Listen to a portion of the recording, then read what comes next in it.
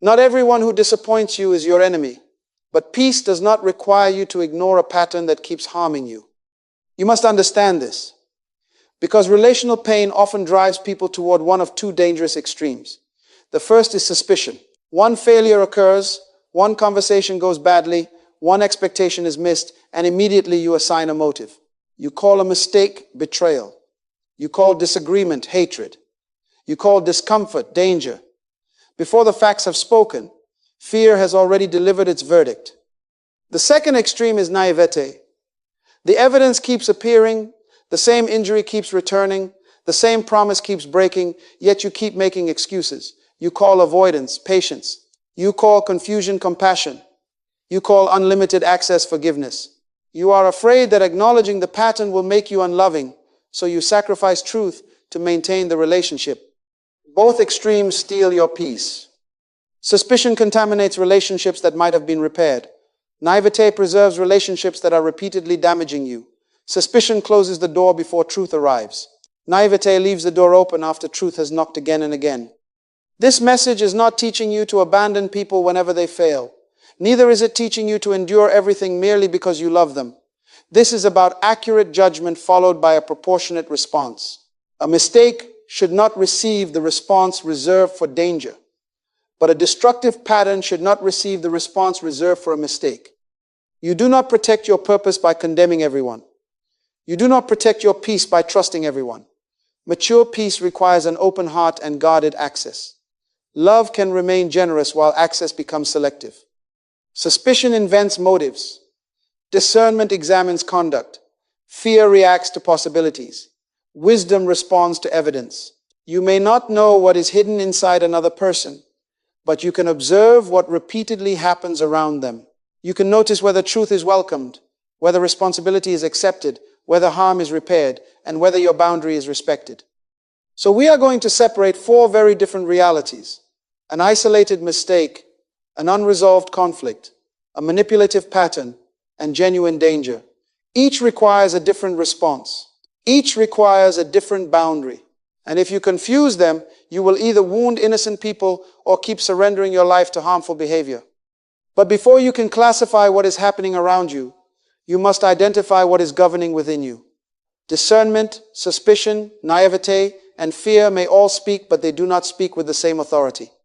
Discernment, suspicion, naivete, and fear may all speak, but they do not speak with the same authority.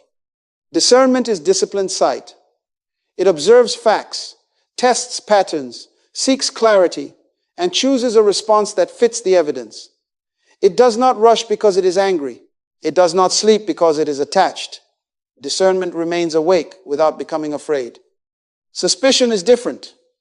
Suspicion reaches a verdict before the investigation begins.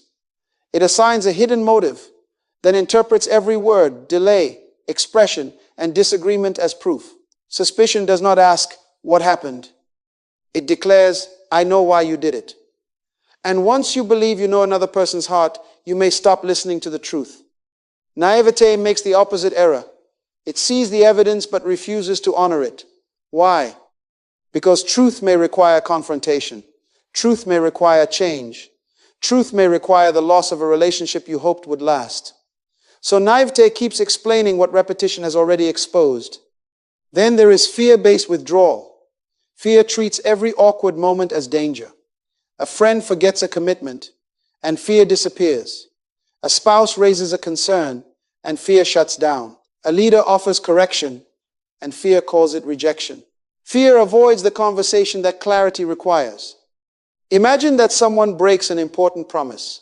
Suspicion says, "You never cared about me. You planned this." Naivete says, "It does not matter, even though the same promise has been broken repeatedly."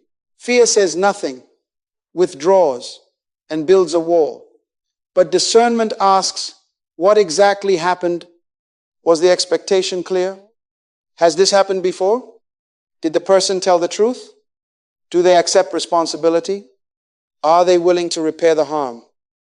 That is wisdom.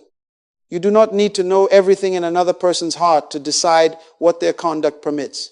You are not the judge of their soul, but you are the steward of your access, your time, your energy, and your peace. You can say, I do not know why you continue doing this, but I know I cannot continue participating in it. Now examine yourself. Am I describing behavior I can verify or intention I have assumed? Am I ignoring repetition because I fear loss?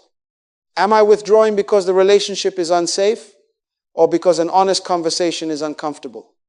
Am I allowing one painful event to define the whole person? Observe before concluding. Clarify before condemning. Protect yourself without pretending to read souls. This language matters because discomfort is not evidence, intuition is not accusation, and accusation is not proof. When you separate them, you recover clarity, and clarity reveals the larger issue. Peace is not merely a feeling you preserve. Peace is part of the life, purpose, and responsibility you were entrusted to steward. Peace is not the art of keeping everyone comfortable. Peace is the order that comes when your life is aligned with truth. Many people call it peace when nobody is arguing.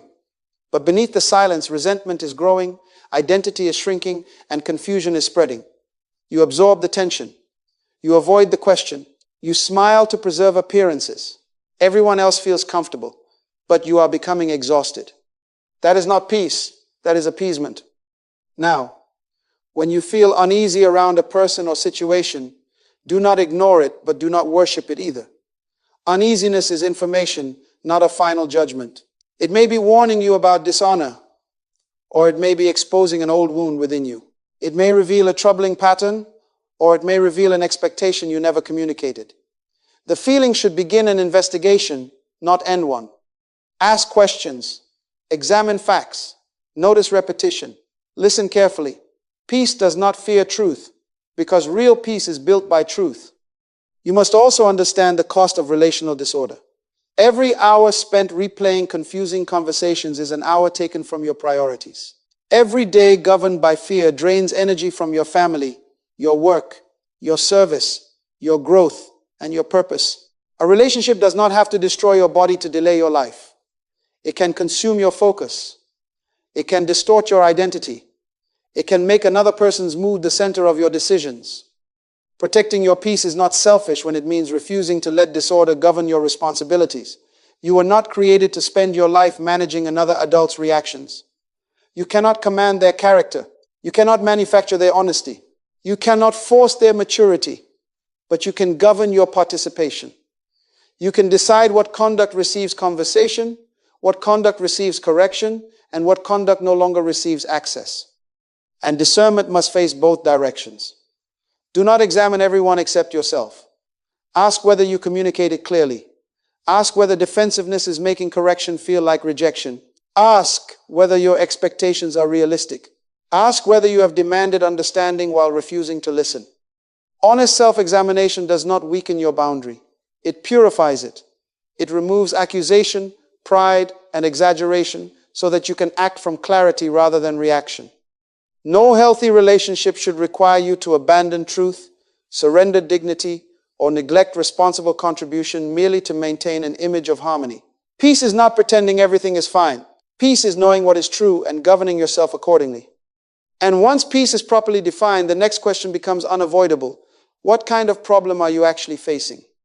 Before you prescribe a response, you must classify the condition. Before you prescribe a response, you must classify the condition. If you call every headache a fatal disease, you will live in panic. If you call every serious symptom harmless, you may ignore the help you need. The wrong classification produces the wrong treatment, and the wrong relational label produces the wrong boundary. There are 4 lanes of relational trouble. The first is an isolated mistake, one failure that may be painful but has not formed a verified pattern. The second is unresolved conflict, repeated tension caused by unclear expectations, competing needs, poor communication, or an injury that was never properly repaired. The third is a manipulative pattern, recurring conduct that uses guilt, fear, distortion, pressure, or confusion to control access and choices. The fourth is genuine danger, conduct that creates a credible threat to safety and requires protection before ordinary conversation. These lanes are not interchangeable. A mistake may need a conversation. Conflict may need a clear agreement. Manipulation may require reduced access. Danger may require immediate distance and outside help. Wisdom does not merely ask, "Was I hurt?" Wisdom asks, "What kind of problem produced this hurt?" Begin with 3 sorting questions. First, how often has this happened? Is this a single event, or does the same behavior return in a recognizable form? One event gives you information. Repetition gives you a pattern. Second, what happens when you address it? Does the person listen, take responsibility, and attempt repair? Do they disagree honestly? Or do they evade, retaliate, distort the issue, punish you for speaking, or escalate the behavior? The response to truth often tells you more than the original offense. Third, what is the actual cost? Are you facing temporary disappointment, continuing confusion, loss of freedom and agency, or a credible risk to safety? Do not dramatize the cost, but do not minimize it. When the stakes are serious, record facts. Write what happened, what was said, what agreement existed, what followed, and whether behavior changed. Do not write, "They wanted to destroy me." Write what you can verify. Facts produce clarity. Interpretations can be tested. Assumptions should not be promoted into evidence. But be careful. Observation must not become obsession. You are not building a private courtroom against every imperfect person. Evidence is meant to guide responsible action, not feed resentment. And remember, your classification is provisional. A mistake may be repaired. Unresolved conflict may worsen. A concerning pattern may become clearer when a reasonable boundary is introduced. Wisdom remains firm enough to act and humble enough to revise. Use this governing rule. Choose the smallest boundary sufficient for the verified problem. Do not amputate what can be healed. Do not place a bandage over what requires protection. And when credible danger is present, do not wait for more damage merely to appear reasonable. Now we will walk through each lane, beginning with the condition suspicion most often exaggerates. A single human mistake. A single mistake is not a pattern. It is one specific failure that has not yet become an established way of relating. It may come from poor judgment, pressure, misunderstanding, inexperience, or the ordinary imperfection present in every human relationship. Do not misunderstand me. One event can hurt deeply. A broken confidence, a careless statement, or a forgotten responsibility may create real pain. Refusing to exaggerate the event does not mean pretending it was harmless. Grace does not deny impact. Grace simply refuses to turn one failure into a permanent identity. So what should you look for? Watch what happens when the mistake is addressed. Does the person listen without immediately defending themselves? Do they tell the truth even when the truth is uncomfortable? Can they acknowledge not only what they intended but also what their conduct produced? Do they apologize without attaching a speech that makes you responsible for their behavior? Do they attempt to repair what was damaged? These are encouraging signs. They do not erase the mistake, but they show that growth may be possible. Your response should be clear and direct. Say, "When this happened, it affected me in this way. This is what I need going forward." Do you understand and can you agree to that? Notice the order: event, effect, expectation, agreement. No character assassination. No public humiliation. No hidden test. Then establish a light but real boundary. Clarify the expectation. Pause the activity connected to the failure if necessary. Limit a particular responsibility until confidence is restored. And observe whether the agreement is honored. Do not use one painful moment to rewrite the entire history of the relationship. Do not say, "You always do this," when you mean, "This happened once and it hurt me." Do not attach labels that exceed the evidence. Correction should serve truth and repair, not revenge. But do not close your eyes merely because an apology was offered. An apology may resolve the conversation. Only later conduct reveals whether the matter was truly isolated. Listen to the words, but watch what follows them. Grace gives people room to grow. Wisdom remains awake while they grow. Grace says, "You are more than this mistake." Wisdom says, "What happens next still matters." Together they preserve repairable relationships without sacrificing clarity. But when the same tension continues because the issue was never understood, the agreement was never honored, or the injury was never repaired, you are no longer dealing with a single moment. You have entered the lane of unresolved conflict. Unresolved conflict is not always evidence of an evil intention. Sometimes two sincere people remain trapped in the same tension because an expectation was never stated, an injury was never repaired, or an agreement was never made clear. The conflict repeats, but repetition alone does not prove manipulation. One person assumes that love should make the need obvious. The other assumes silence means everything is fine. One remembers the promise one way. The other understood something different.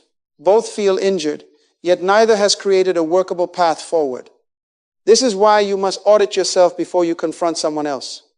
Was the expectation actually communicated, or did you expect them to read your mind? Was consent given, or merely assumed? Have both people been allowed to describe what occurred? Are you applying the same standard to yourself that you are demanding from them? Self-examination is not self-blame. It is the discipline that removes pride from your judgment. If you want clarity from another person, you must bring clarity first. Then have the conversation in order. Begin with the observable facts. We agreed that this would happen, and it did not. Name the impact. This left me carrying a responsibility I did not expect. Identify the value involved.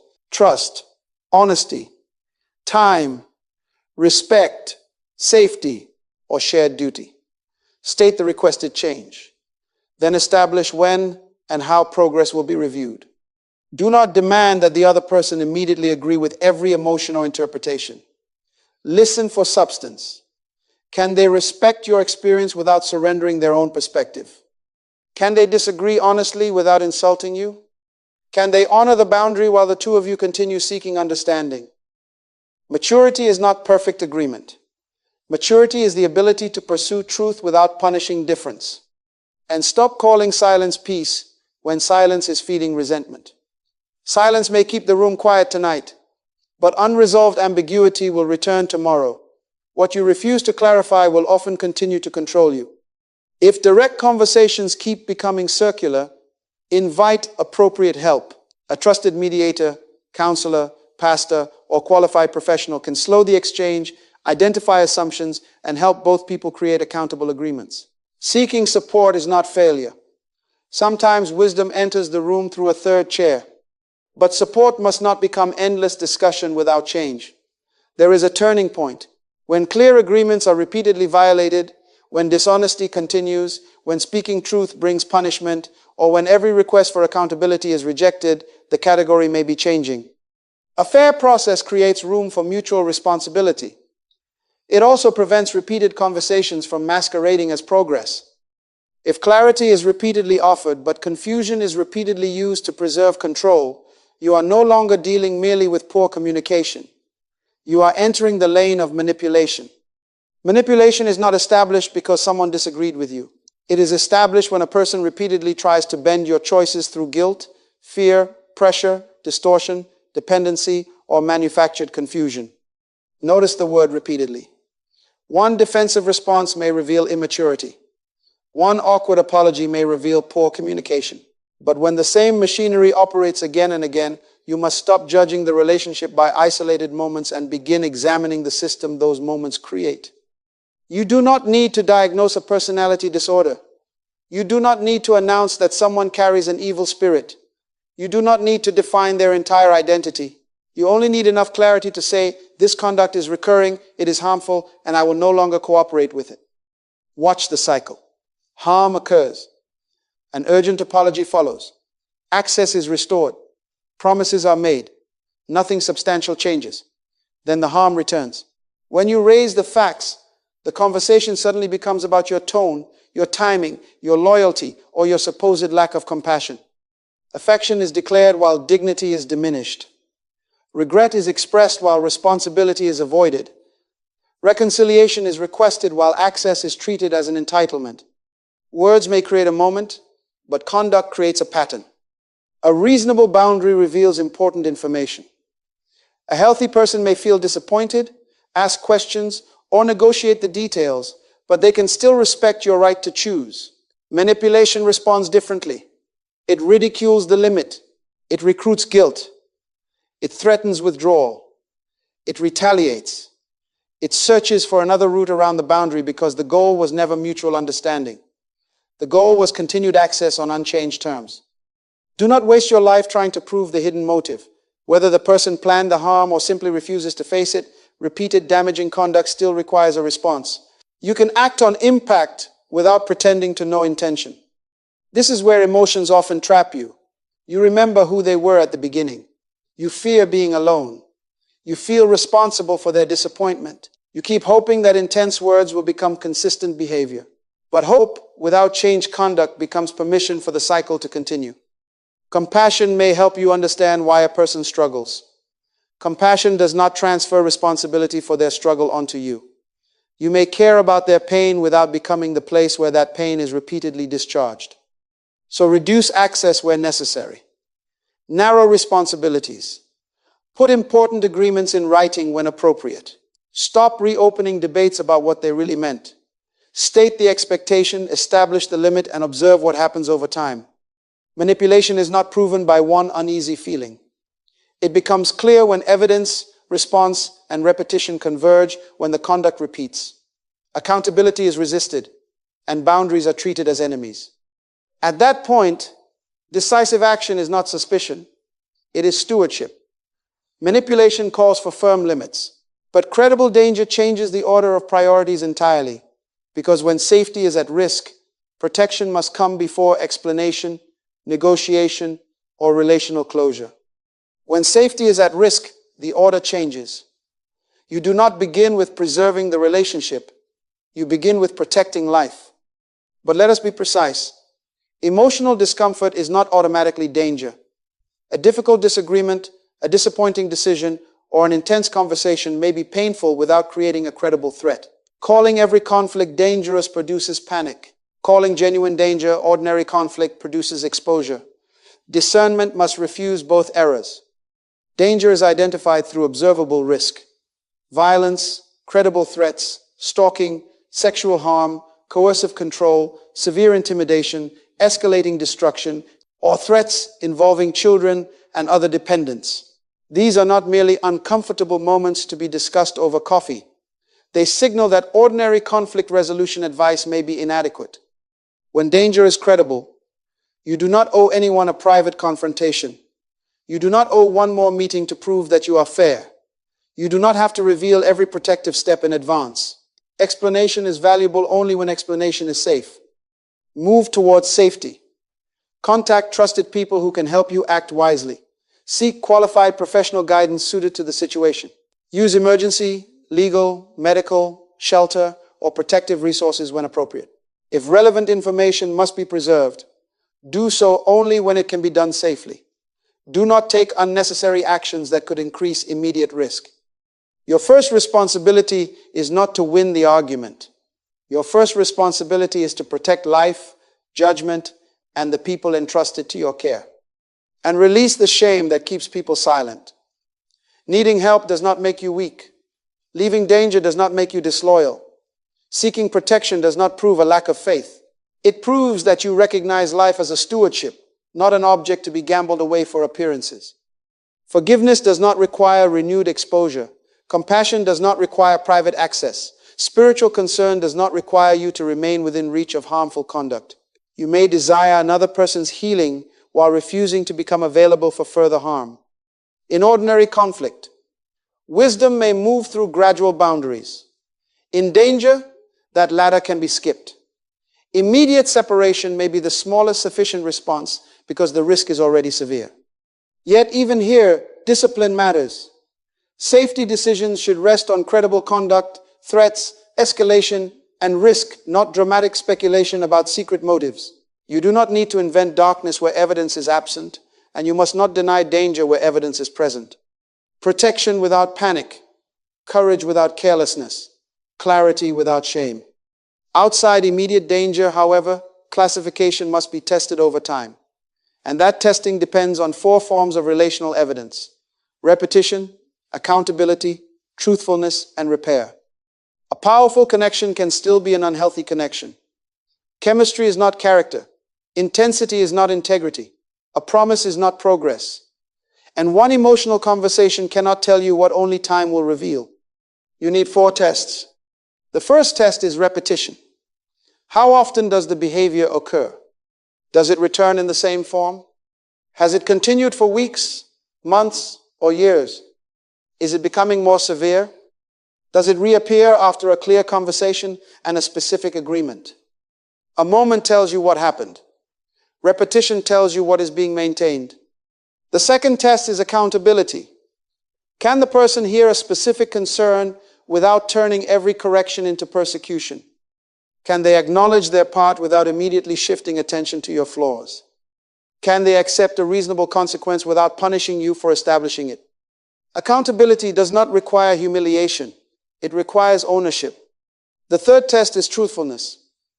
Compare what is being said with the facts you can verify. Do explanations remain coherent, or do they change whenever new information appears? Be fair. Honest people can remember details differently. Confusion is not automatically deception, but recurring distortion, concealment, and selective storytelling must not be dismissed merely because the truth is uncomfortable. The fourth test is repair. What changes after the apology? Is there restitution where restitution is possible? Is the boundary respected? Does the person show patience while trust is rebuilt? Does the new conduct remain after the tears, urgency, and fear of losing access have passed? This is where performance and progress separate. Performance seeks quick relief. Progress accepts a process. Now apply these tests to the 4 lanes. A genuine mistake usually responds to accountability and repair. Unresolved conflict requires mutual clarity and workable agreements. Manipulation may resist repair or imitate it briefly to regain access. Danger requires protection before continued testing. And test your own judgment. Seek context. Consider your contribution. Ask whether past wounds are magnifying the present event. When your emotions or history make the evidence difficult to interpret, consult a grounded person who is not invested in feeding either your fear or your denial. What if the evidence is mixed? Slow the pace. Reduce access temporarily. Make expectations explicit. Observe what follows. You do not have to announce a permanent verdict while the facts are still developing. Discernment does not demand absolute certainty. You need sufficient evidence for the level of access being considered, not perfect knowledge of another person's heart. Remember the sequence. Watch what repeats. Notice what truth produces. Measure what changes, and assign access accordingly. That sequence protects you from being seduced by performance and from being paralyzed by uncertainty. Evidence creates clarity, but clarity still presents a practical decision. When should you remain silent and when must you speak? Silence can be wisdom and silence can be fear. The difference is not whether you spoke. The difference is what your silence produced. Purposeful silence creates space for clarity. It refuses provocation. It allows emotion to settle before words become weapons. It gives you time to gather facts, pray, reflect, protect confidential information, and decide what responsibility requires. When safety is uncertain, silence may prevent a dangerous confrontation. That silence comes from self-command. Fearful silence is different. It suppresses legitimate needs because someone may become upset. It hides serious harm to protect appearances. It allows repeated falsehood to stand because correction feels costly. It accepts violation after violation, then calls the resulting quiet peace. That silence comes from surrender. But speaking does not mean arguing endlessly. Some people believe courage requires them to answer every accusation, correct every distortion, and defend every decision. No. Repeating a boundary to someone committed to defeating it can become another form of captivity. You may be talking, but they are still controlling your time, attention, and emotional energy. Learn the disciplined pause. Say, I understand that this issue matters, but this conversation is no longer productive. I am going to step away now. We can return to it tomorrow, or we can continue with a mediator present. Then leave without insult. Do not announce a pause and remain for another hour of conflict. When truth must be spoken, speak in order. Describe the conduct without assigning a label. State the impact without exaggeration. Identify the responsibility involved. Then announce the action you will take if the conduct continues. You might say, when the conversation includes insults, I cannot address the issue clearly. Respectful communication is required. If the insults continue, I will end the conversation and revisit it later. That is not aggression. That is clarity. Some situations require another voice. Confusion may require mediation. Serious misconduct may require leadership, counseling, or professional support. Credible danger may require protective intervention. Wisdom knows when privacy has stopped serving healing and started sheltering harm. So test your silence by its fruit. Does it restore clarity, dignity, and self-command? Or does it preserve a system in which one person speaks, one person submits, and truth is never permitted to enter? Peace is not the absence of a difficult sentence. Sometimes peace begins because the necessary sentence was finally spoken. But words alone are not enough. Once truth has been spoken, it must be supported by a boundary that governs access and responsibility. A boundary is not a weapon. It is a statement of stewardship. A boundary says what you will permit, what you will provide, and what you will do. It does not force another person to agree, confess, apologize, or change. The moment your boundary depends on controlling their response, it stops being a boundary and becomes a demand. Punishment seeks to make another person suffer. Protection limits exposure, clarifies responsibility, and preserves the conditions under which healthy participation remains possible. Punishment says, I want you to feel my pain. Protection says, I will not keep participating in this pattern. Boundaries have different levels. Sometimes the boundary is a clarified request.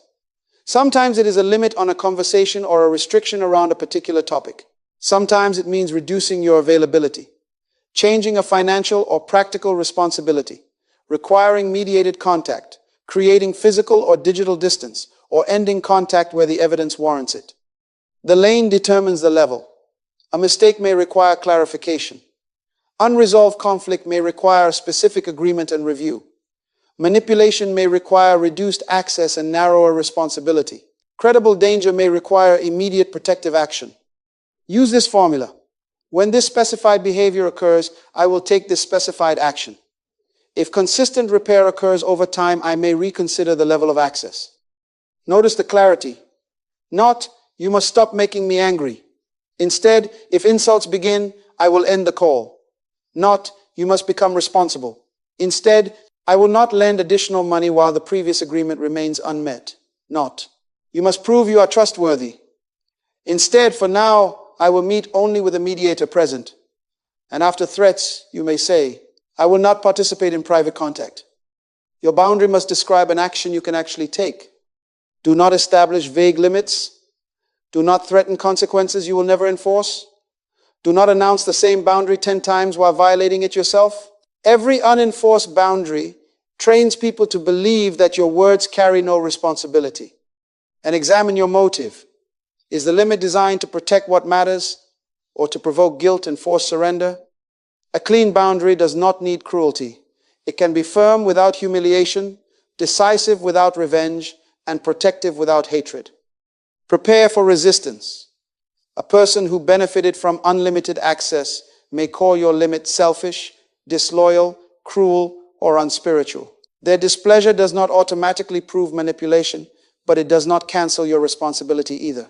Observe what follows. Do they eventually respect the boundary and pursue repair, or do they continue trying to defeat it? Your time is a resource. Your attention is a resource. Your dignity, stability, and focus are resources. If you do not assign them deliberately, pressure will assign them for you. A boundary is stewardship made visible.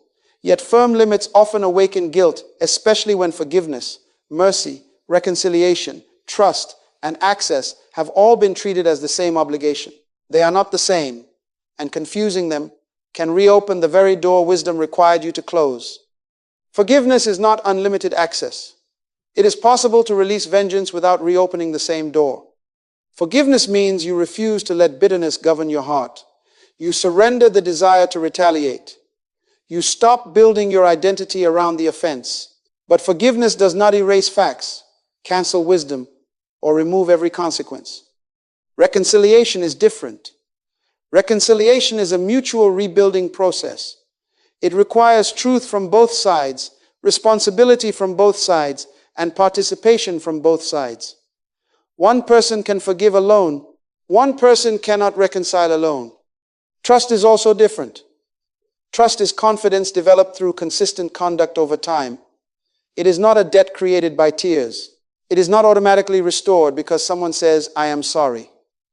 An apology may open the possibility of repair, but only changed behavior can rebuild confidence. Then there is access. Access is the level of closeness, influence, information, time, and responsibility you permit. Access is a stewardship decision. It may remain limited even when forgiveness is sincere. This distinction matters because many believers have confused holiness with endless tolerance. They call silence humility. They call repeated exposure love. They call the abandonment of judgment mercy. But mercy without wisdom can return you to the conditions that wounded you. Mercy and wisdom are not enemies. Mercy says, "I will not hate you." Wisdom says, "I will not help this pattern continue." Mercy keeps your heart free from revenge. Wisdom keeps your life free from repeated participation in destruction. And prepare for social pressure. Other people may urge quick restoration because your boundary makes them uncomfortable. They may say, "Just move on, give another chance, stop holding the past." But they do not carry the consequences of premature access. Peace created by pressure is not reconciliation. It is unresolved risk hidden beneath polite language. You can pray for someone and remain distant. You can wish them well and decline private access. You can refuse retaliation without restoring the former relationship.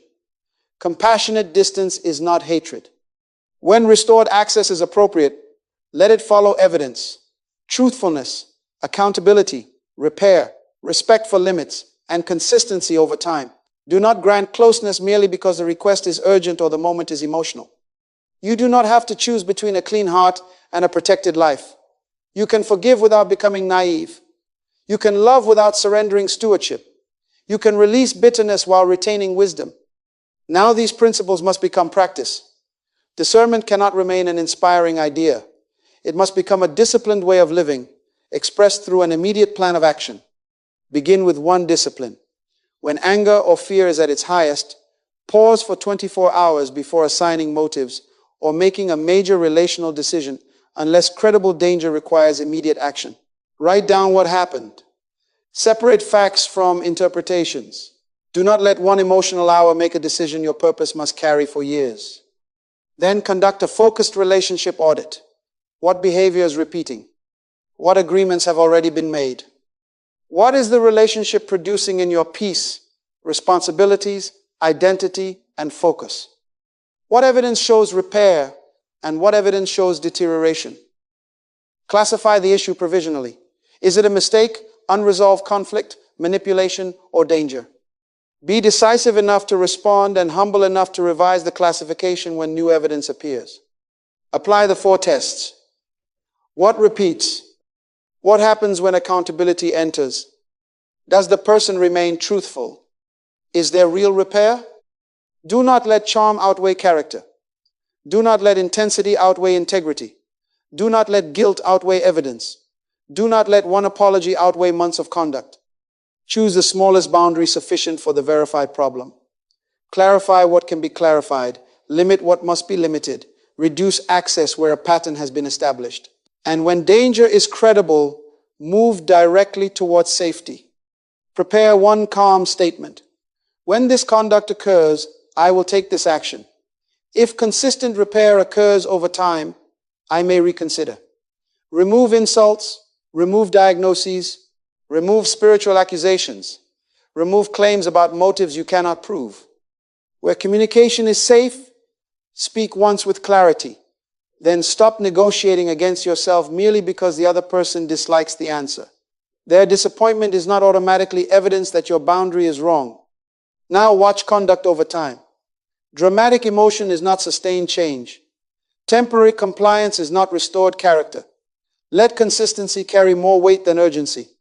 Seek grounded support when the facts are confusing, the stakes are high, or your own history makes clear judgment difficult. Wise counsel should not feed your suspicion or excuse your denial. It should help you face truth.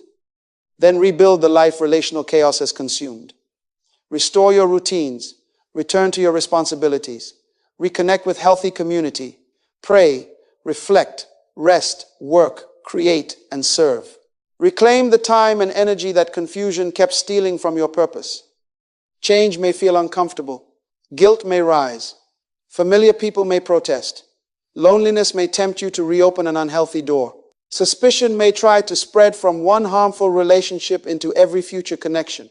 Do not allow one person's pattern to become your judgment against humanity. Do not make an enemy out of everyone who fails you, and do not make an idol out of a relationship that repeatedly destroys your peace.